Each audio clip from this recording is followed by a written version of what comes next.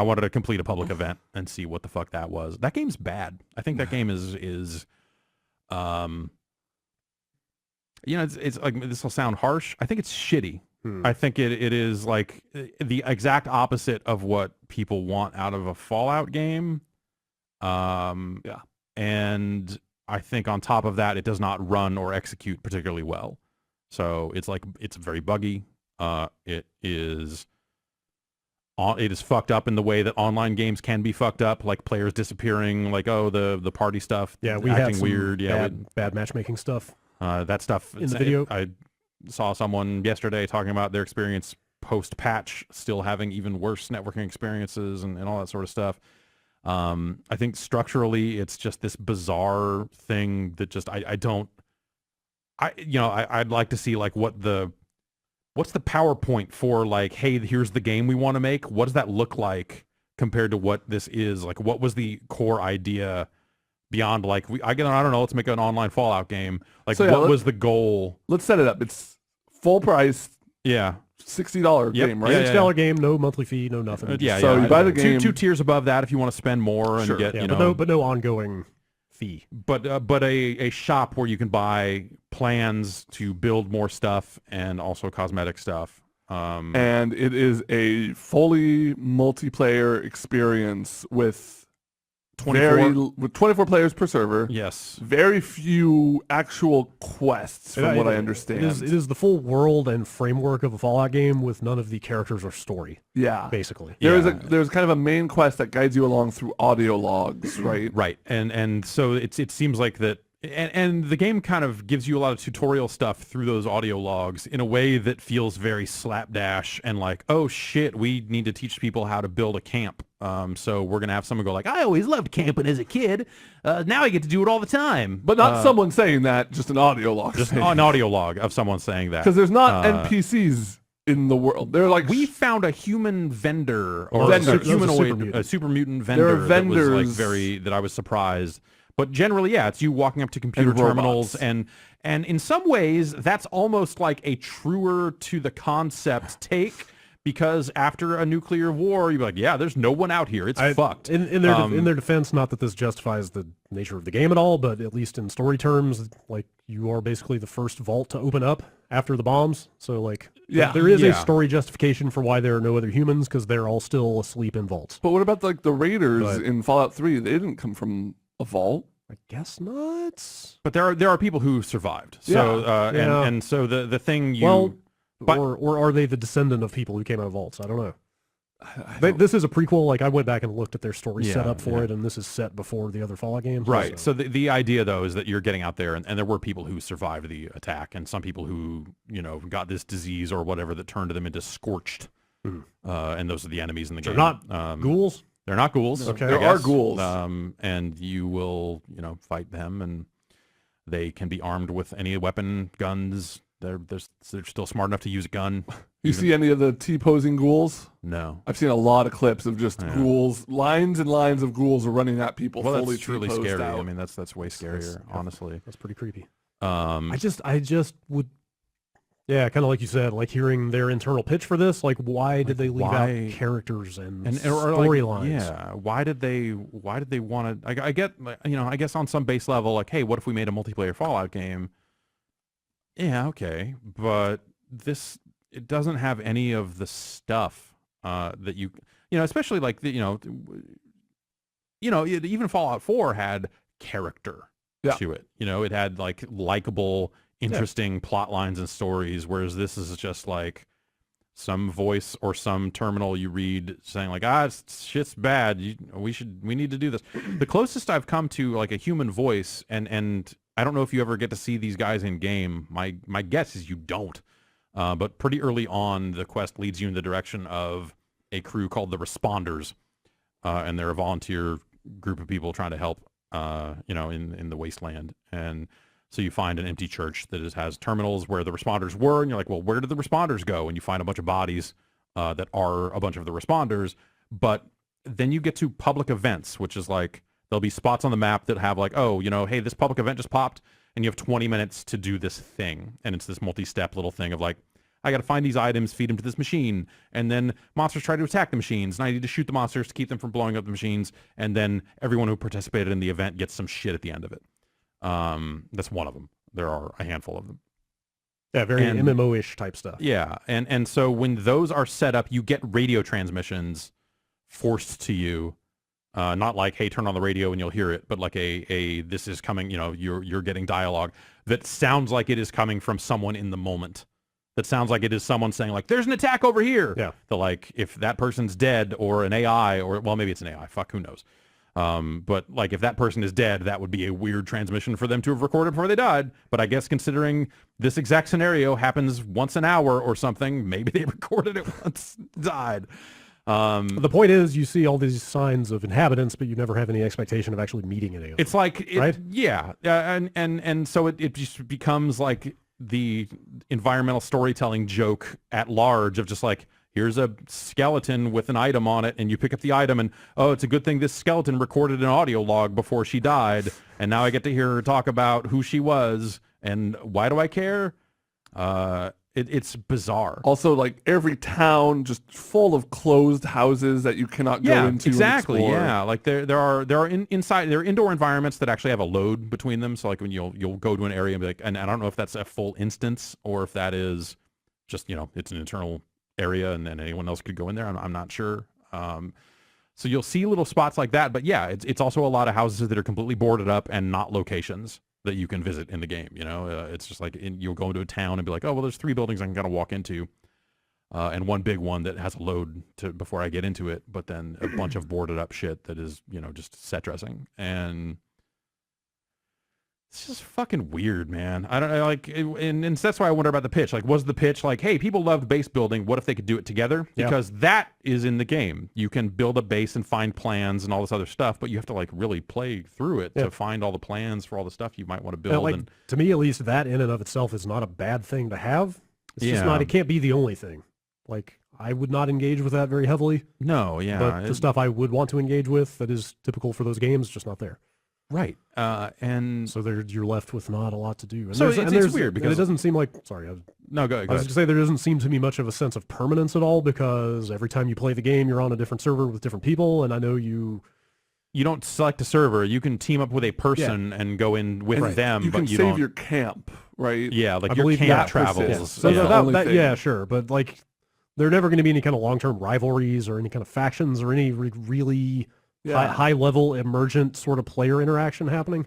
Unless it happens, between people on your friends list, because you can join a friend's game. But I could see a system where they work in factions were a big thing in the other Fallout games. It's funny, there's a reference to the Brotherhood of Steel in one of those audio logs too. So you're like, okay, well, there's the Responders, there's the Brotherhood. It seems the Responders don't really like the Brotherhood. Is there going to be something there? Nobody likes the Brotherhood. They're a bunch of assholes. Well, yeah. It's funny because my girlfriend like barely plays games, but she played all the way through Fallout 4. And when I showed her 76, that was the first thing she mentioned was factions. Yeah. Like, to her, that is a huge part of Fallout now, is picking factions and playing them against each other and stuff. So and that seems like they could have recreated that and here. Maybe they end up getting there over time. But, we're also talking about a game where they issued a letter ahead of launch talking about, like, hey, we're get through it together. It'll be rough.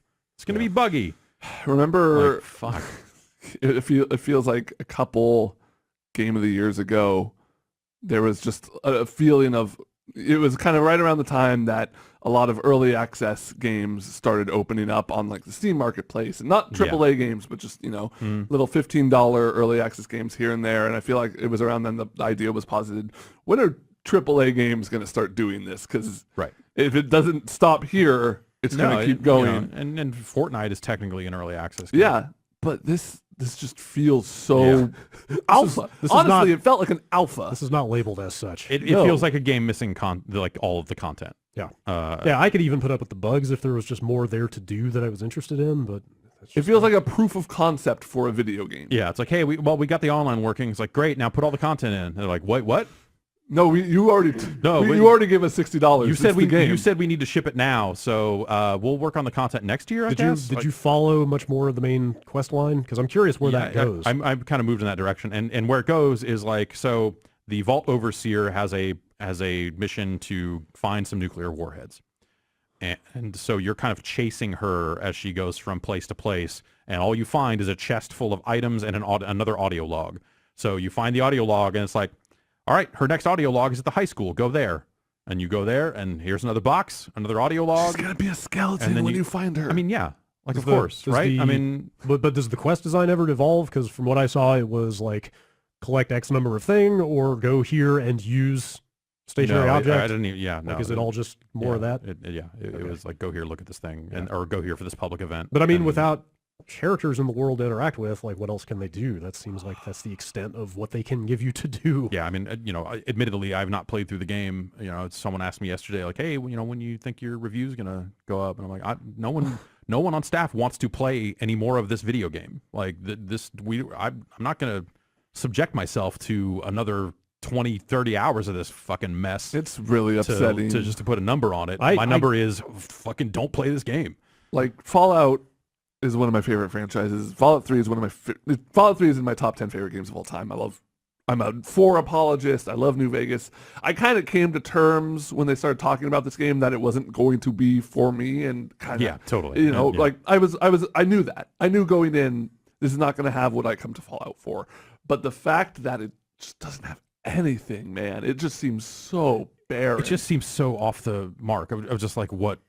Yeah, totally. Like it's weird because I'm in a spot where I would not want them to make another like tick the boxes Fallout sequel. Yeah. Like 4. Like I feel like 4 was in a lot of ways.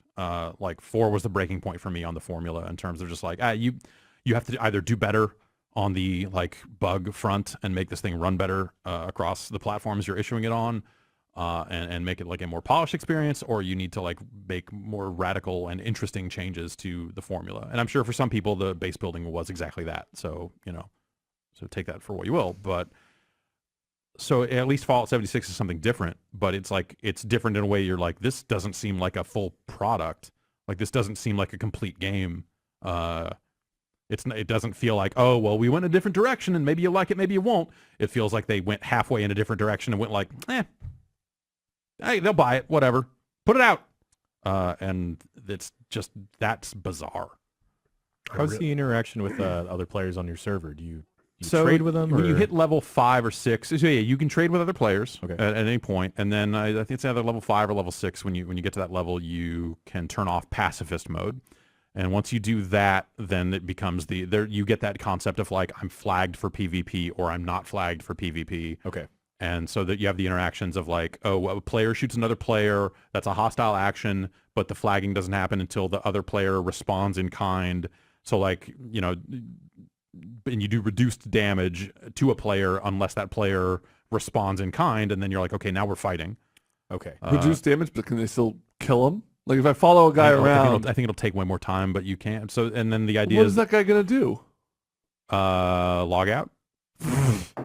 I don't know. To be fair, I haven't seen any PvP combat in the game seems super because I haven't seen other players. It's a 24-player server, and now that it's a little ways past launch, like the people that are playing the game have probably leveled past me, and now they're off somewhere else. So when I load up into the game, it's me around this area. 6 hours in, something like that, and I ran into 2 other players doing a public event. And one of them invited me to team, and we completed the public event, and then they both dropped out of the team and left. And other than that, I've not seen another human since launch day when we saw Doug, whatever. There was a couple of guys. Doug Labs? Doug Labs, yeah. Dave Labs. Yeah, Dave Labs. Dave Labs, yes. After the Labs zone. So what about, what are you working with in terms of, the gunplay, the combat, VATS? VATS doesn't slow down because it's a multiplayer game. It's auto-targeting, and you spend your AP, which is just a rechargeable meter that is drained when you run normally. And so you spend your AP just kind of getting percentage shots at a target instead of manually targeting it yourself. So if you can shoot in that game, if you're good enough to line up shots and do all this other stuff, should never use VATS. Well, so you can upgrade, as you unlock perks and all this other stuff, you can upgrade VATS to do headshots, to target headshots and all this other stuff and get damage bonuses and stuff to where, like, it's not useless, but it's not VATS as you know it from previous Fallout games. And it feels like a thing where they're like, oh, oh, we gotta put VATS in somehow because that's Fallout, but also we have this online game, so you can't just bust into slow motion, which a lot of games have had trouble solving that issue, whether it's like, oh, just it gets slow within this bubble around the player and everyone else is still moving. Like different games have tried to solve that differently and it's always awkward. But this one is awkward in a way where you're just like, you probably shouldn't call this VATS. You probably should come up with another fun name for it and just say, hey, online games are different. Fucking no VATS. It's this instead. Yeah. Because calling it VATS feels like a slap in the face. If VATS had a face, it would have a big handprint across it. How about fast action reticle targeting system? You can call it FARTS. I'm sold. Great. Sign me up. Yeah. Done. You reminded me when you said the word stamina of probably the thing that... there were two things that upset me more than anything during that quick look. One, stamina. You drain it by sprinting, jumping, VATS. Yeah, and I think that but if you're over encumbered, it just drains, right?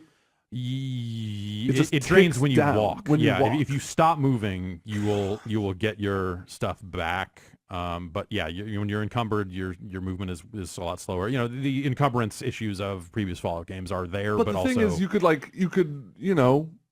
okay, I'm just gonna go back to my base or whatever and store stuff here, and move on and not have to worry about my stamina it's an annoying maintenance that task. Sucks. But that's always like, to me, there's always been an aspect to Fallout where it's been, here's some annoying maintenance tasks. But it was like you move slower.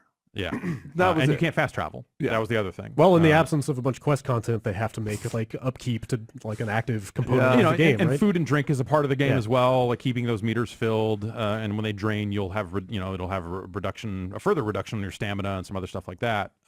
So it's like, on one hand, it feels like they started down the road of making a survival game, but didn't really get there either. So it's just a weird mess. The one thing that broke me, though, the one thing was that bobbleheads are now consumable items. 1 hour last boost for an hour, man.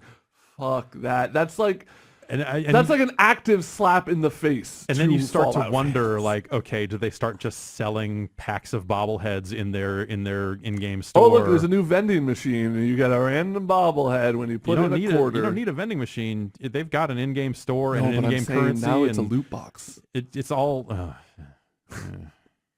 You don't even get to choose the bobblehead. Choose the bobblehead? Yeah, who knows? This is exhausting. That's... so, yeah, I don't know. It's dumb. It just seems like a poor product. I am very curious about two things. Number one, where is this game in, say, 6 months to a year? Right. Like, have they added a bunch of stuff to it to try to attract more people? Yeah, maybe. The bigger thing, which is a ways off, is will Starfield have multiplayer? Like, now that they've done this work, right? Now that they have sort of piloted this whole concept. This sweet engine. Let's hope they're still using it then. Well, they said they are. Yeah. That happened. But... I mean, whatever, that's neither here nor there. Sure. We don't know what components of that will have been ripped out and replaced by then. Right, right. But more to the point, they have experimented with getting multiplayer working in their specific type of RPG.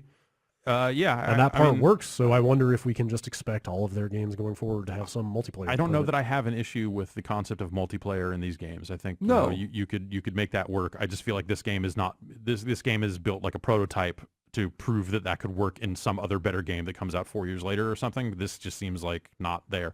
The other thing is, like, if they had just made a Fallout Online that was similar to Elder Scrolls Online, like Elder Scrolls Online, I feel like was maybe a little rough at the start in terms of just like, how it ran and all this other stuff, but they spent enough time there. Yeah, they've done a ton of work to that thing. That thing has grown to be a pretty compelling product. So like popular. They've already got that blueprint. If they wanted to make an online Fallout game, why didn't they do that?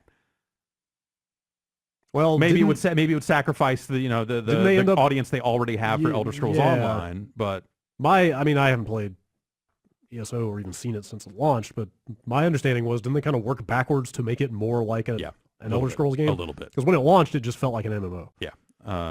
Like I know you could play it in first person, but it felt like it didn't quite feel like like an Elder Scrolls game, you know. But like that was the stuff that over time they hammered on it and got it to a point where this like I played it a couple months ago for a while, and I was like, yeah, no, this feels roughly like an Elder Scrolls game. So I wonder it's online and there's quests and there's a lot of different stuff with it to kind of support the type of game it is. But like in terms of just the general feel of it, it's close enough. I wonder if that was their thought process with this, of just like, hey, let's just cut to the chase and build this on the technology and the framework that we already have. I don't know. To make this feel like a Fallout. But at the same time, like this doesn't feel like a framework that could support the type of expansion that Elder Scrolls Online got because of the way that thing was monetized, the way that thing was built. You know, there's a lot of other stuff there that makes that make more sense for this. But at the same time, if they're focusing on Elder Scrolls Online, you probably wouldn't want to go make another game like that splits your user base in half and all this other stuff. I don't know. It's a strange release. It's very much so. Very much. I guess that's the reason I wanted to play more of it,